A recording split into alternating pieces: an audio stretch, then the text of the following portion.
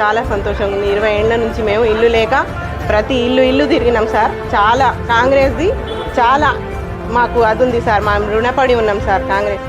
నా పేరు హసీనా బేగం. నేను 11వ వార్డులో ఉంటాను సార్. దేవరకొండ మాది. గత ప్రభుత్వంలో మాకు ఇల్లు రాలేదు సార్. 20 ఏళ్ల నుంచి ఉంటున్నాం. 20 ఏళ్ల నుంచి మాకు ఇల్లు రాలేదు. కాంగ్రెస్ ప్రభుత్వం వచ్చిన తర్వాత మాకు ఇల్లు వచ్చింది సార్. మాకు చాలా సంతోషంగా ఉంది సార్.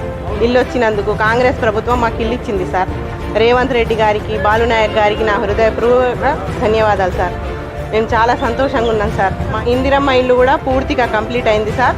బాలునాయక్ గారు వచ్చి మాకు రిబన్ కట్ చేసి గృహప్రవేశం చేపించి పోయారు సార్. 3 బిల్లులు వచ్చినాయి సార్ మాకు. మిగతా డబ్బులు తర్వాత ఇంకో బిల్లు వస్తాయన్నారు సార్. చాలా సంతోషంగా ఉంది. 20 ఏళ్ల నుంచి మేము ఇల్లు లేక ప్రతి ఇల్లు తిరిగినాం సార్. చాలా కాంగ్రెస్ది చాలా మాకు అది ఉంది సార్. మేము రుణపడి ఉన్నాం సార్ కాంగ్రెస్కి.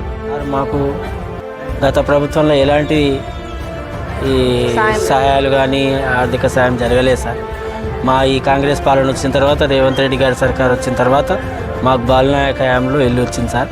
దానివల్ల మేము కట్టుకున్నాము.